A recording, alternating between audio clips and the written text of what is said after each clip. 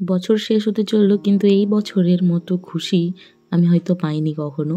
কেননা প্রত্যেক বছরের শেষে মন খারাপ লেগেই থাকে, কিন্তু এই বছরে আমাদের বাড়িতে নতুন নতুন সদস্যগুলো আনাতে আমাদের মন একদম ভরে গিয়েছে। আমার ছেলে তো ভীষণ খুশি, আমিও আরও খুশি। আর বাড়িতে সুন্দর সুন্দর ফুল গাছ থাকলে কার না ভালো লাগে বলো। এই যে দেখতে পাচ্ছ গোলাপ, আমি তো ভেবেই নিয়েছি বিয়ে বাড়িতে একটা আমি গুঁজেই যাব কানে, কেননা ওই দোকান থেকে গোলাপ কিনে নিয়ে এসে আমার হাতে দেওয়ার মতো লোক কিন্তু আর নেই, আর থাকলেও কিন্তু দেবে না।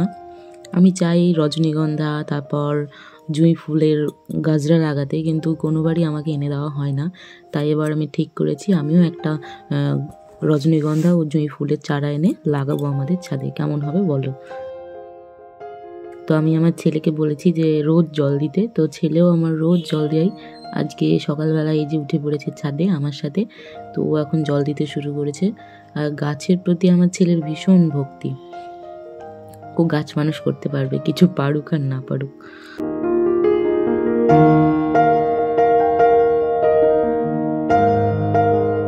বন্ধুত্ব সবার সাথেই করতে চাই, অবশ্যই জানাবেন যে কে কোথায় থেকে দেখছেন আমার ভিডিওটি।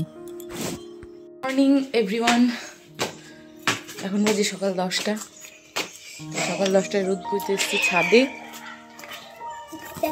একটা স্বপ্ন নিয়ে এসেছি, আর জামা কাপড় সব রোদ্রে মেলে দিলাম।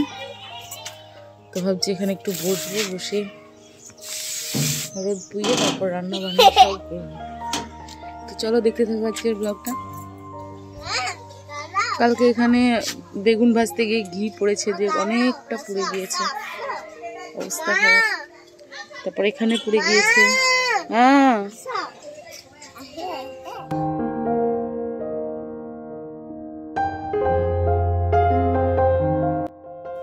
কাল বেগুন ভাজতে গিয়ে অবস্থা একদম সেই লেভেলের হয়েছে। আর এখানেও পুড়ে গিয়েছে, ঘি ছিটকে একদম পুড়ে গিয়েছে। তো ভাবলাম বোধহয় কিছু হবে না, তো দেখছি সকালবেলায় একদম ফুসকা নিয়ে নিয়েছে।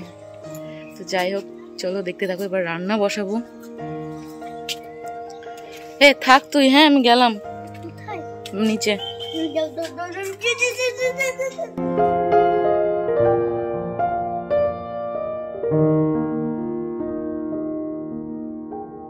যেহেতু ইথু পুজো ছিল, ওই জন্য ভাবছি যে আজকে খিচুড়ি করে নেব। আতপ চাল ও মুগ ডাল দিয়ে এই যে খিচুড়ি করে নিব, আর বেগুন ভাজবো। কালকের ঘি ছিল, ওটাতেই বেগুন ভেজে নেব। এক বেগুন ভাজা খেতে আমার এত ভালোবাসি, তা মানে বলার নেই।